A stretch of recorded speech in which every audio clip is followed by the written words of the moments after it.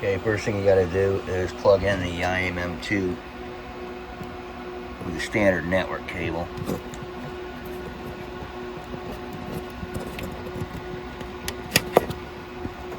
It says IMM2 right there on the board. Plug in a standard network cable and plug it into your network. It's that simple. Alright. Turn the power on. Wait for the rapid flashing to stop before you press the power button. After you plug it in, plug it in first and then press the power button on the front. Located right there. It'll be rapidly flashing when you first plug in the machine. You gotta wait for it to stop flashing that fast. You gotta go down to 1 second. And then move on to the next step. Okay, I booted the computer up and I struck F1. It comes to this screen here. Most of them say system initializing and initializing memory. Mine does not say that because I put an advanced 1660 Super video card in it, so it comes up to the white screen and then it initializes the drives and then it gives you the option for whichever F key selection you need. Comes up to here. Go to System Information and press Enter. System Summary. Alright, it says machine type and model. Write that down. 7915AC1 in this case. And then the serial number, write that down because you're going to need it in order to, you're going to need those two numbers in order to get an updated key.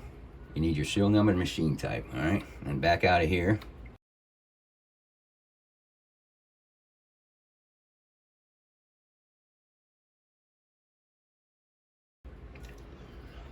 Go down to, let's see. I don't want that. Go to System Settings. Integrated Management Module. And I have to reset my IMM to defaults. When I do that, it's going to cycle the fans up on high. It'll take a couple minutes for it to come back. So be prepared for that. And then we'll go in and do the network configuration. Okay?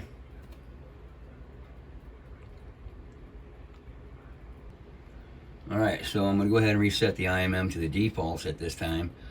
I did a network configuration in my case first because I wanted to try to access it to see if it already had been done. It had not been done, so I couldn't access it, the username and the password.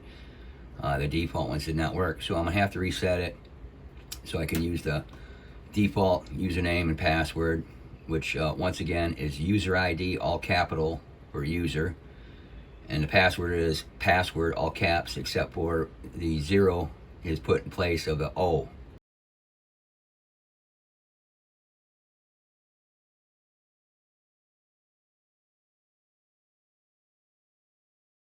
In the password. Anyway, we're going to reset this to the defaults, and then the computer fans are going to kick up on high. It's going to be really noisy, and it's going to take a couple minutes. Don't panic. Just let it run. Be patient and wait on it. So that's what we're going to do now. It says enter to continue, and I'm going to have to reset up my power management system after I get done if I want it to be different than the defaults.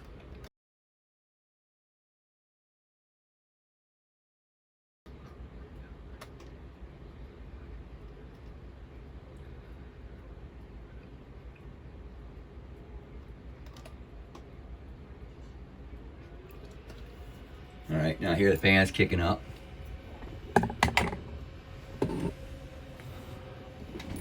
There you go, look at that.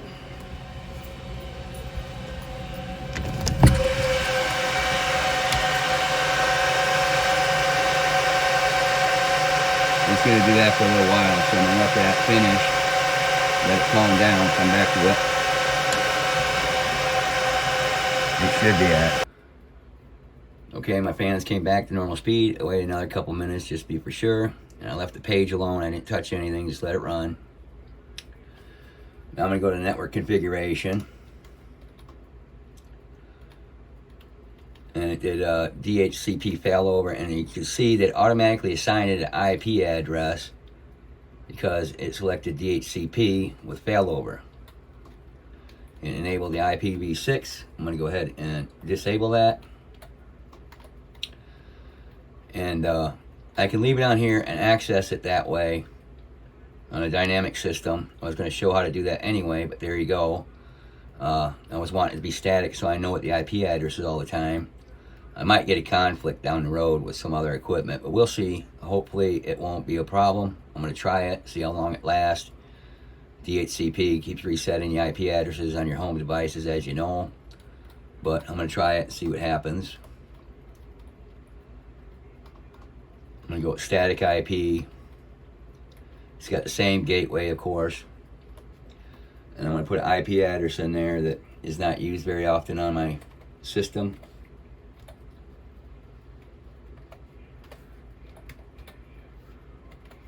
Alright. Put 25 in there. Now I'm going to go down here.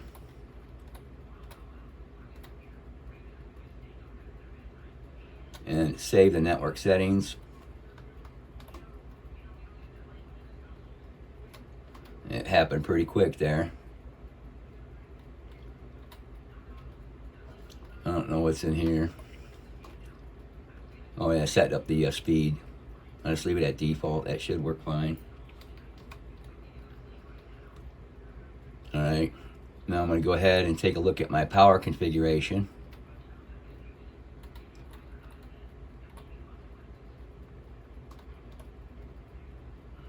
It left it alone, it didn't change it. Alright, now I should be able to access it over the internet using the standard browser. So I'm going to go check that out, and I'll put that up on my OBS so it's easier to see than this camera on a screen. Okay, now I'm on the web. I'm going to go ahead and punch the IP address in for my IMM.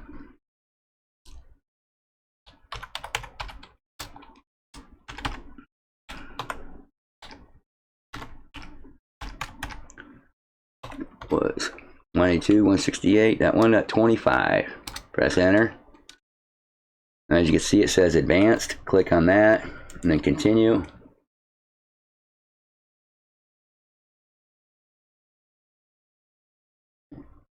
Something appears to be happening.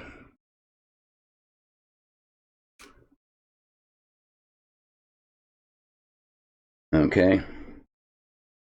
There it is. It came up. That's good. Now I'm going to type in the password, which is a default one. User ID in caps. Password is all in caps. PASSW and 0 RD instead of ORD. Let's see if we can log in.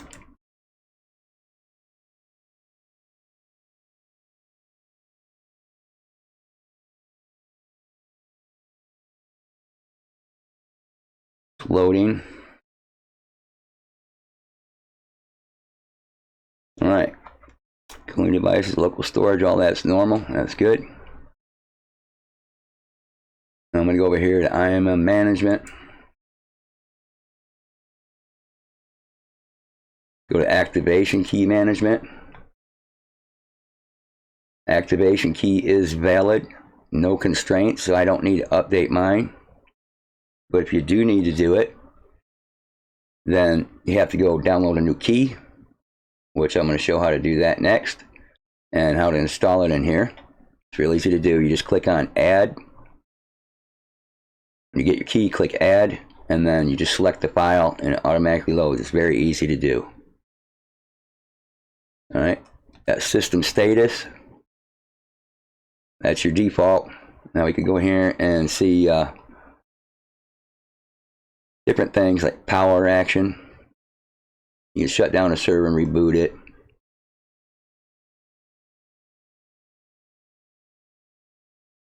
Here's your system information. List it all out real nice. System running in UEFI.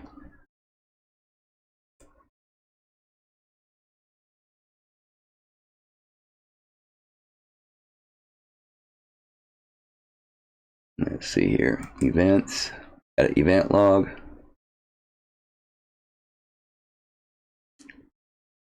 Server management. Let's see.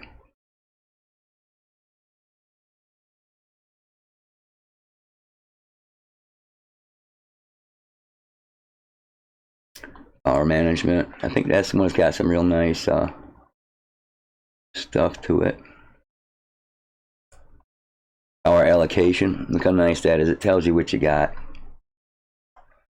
Maximum 750 watts. Unused 527. What it's currently using over here and all that. There's total DC power available. 900 watts. Power in use 223 watts. 760 BTU hours. That's very cool. Here's your power consumption history. Redundant with throttling. Power module redundancy with throttling allowed. Power limiting capping. No power limiting. Power modules 1 and 2 system. Normal. 750 watts. That's what the power supplies are, of course. Alright, that worked out really nice. Now, I'm going to have to remember that my IP address is set to static, which it could be a problem and a conflict on my network, but I'm aware of that. So if there's an issue, I would just go into the BIOS and change it again if I had to. But hopefully I should be able to access this whenever I want. I know what the IP address is. If you use DHCP, you know it's going to change. And then you have to find out what the IP address is. Like I showed you how to do that. You go back in there and you look at it. When it's got DHCP selected on the BIOS setting. Okay, so I'm going to go ahead and get that key and then show you how to get that key next. Very nice. Okay, I'm going to go to web browser and then I'm going to punch in IBM-X3650 M4 IMM key.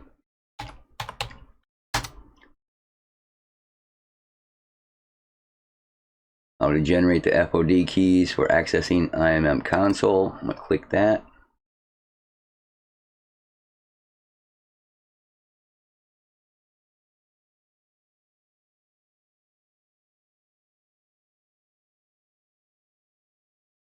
All right.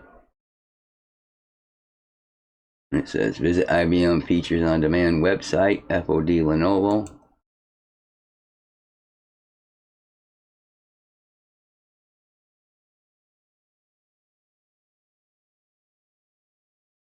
Okay, you got to sign in.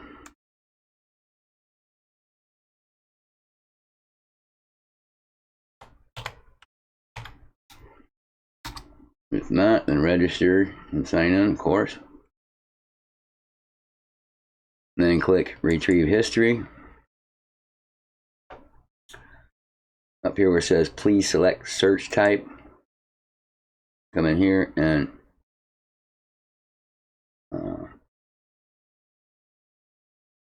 machine type and serial number. That's the search history you want. Now take those numbers that I gave, that we recorded earlier. As you can see, I've done another machine on here. 7915.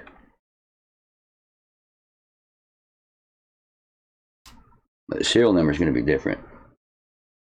Okay, Q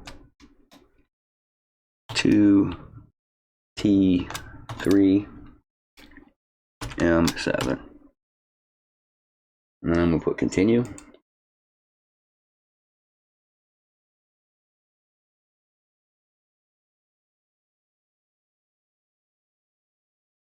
All right. Now this popped up here and it says select all or individual, whatever, but I'm going to go ahead and just select the one that I need. I'm going to download that. That's my key. So I'll go ahead and download it.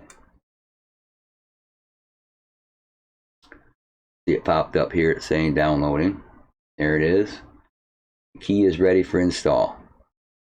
Now in order to install it into the IBM X3650, you got to go back to the IMM. Let's see, where is it at here?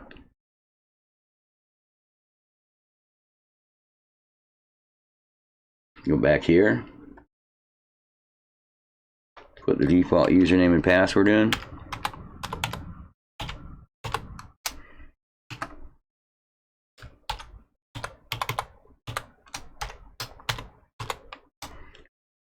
Log in.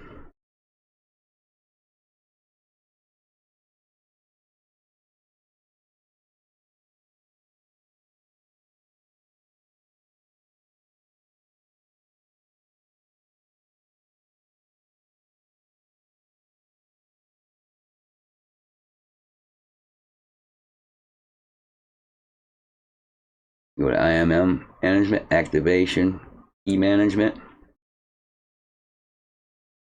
And you can add the key.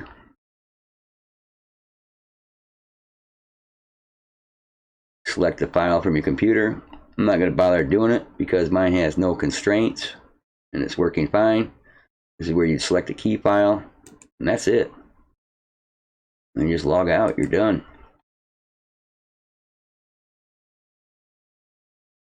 There's a free key, and it gives you a no constraints key for this particular model. I'm sure it works on all the older ones.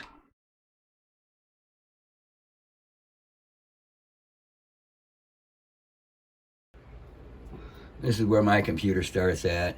It doesn't say initializing memory or anything. It starts here.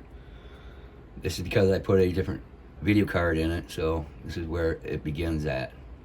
So it's connecting RAID controllers, connecting boot devices and adapters. At least that's what I figured caused it, because it did it before until I put the card in, so, you know, of course it caused it.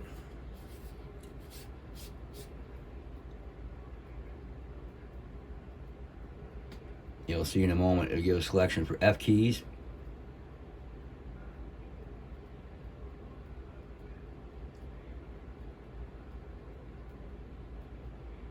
There it is. F1, F2, and F12.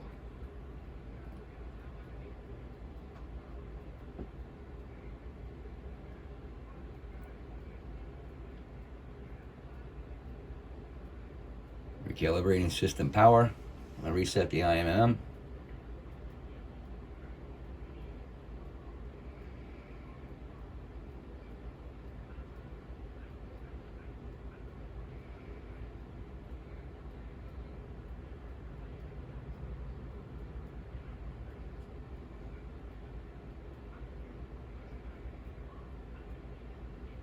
Now let's continue to boot. It's giving me a GPU error because it doesn't have a USB Type-C on it.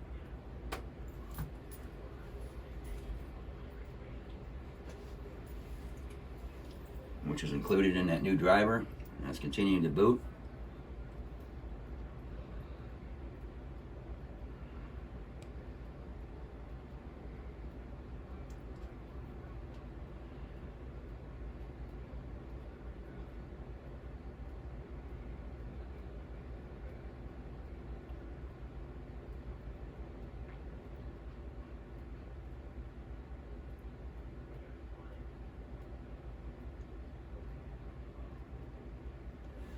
Okay, now that screen came out. This is Ubuntu 2204 Studio.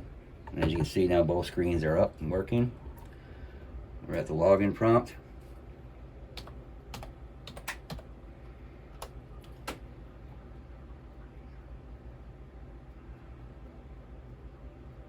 All right. Both screens remain on at this time.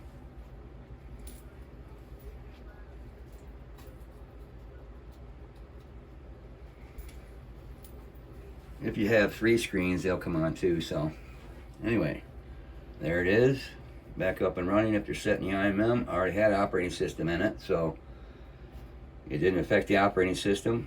I was careful with my settings, reset my power settings the way I wanted them, and here we are. So hopefully I can save a little bit of power and not generate so much heat.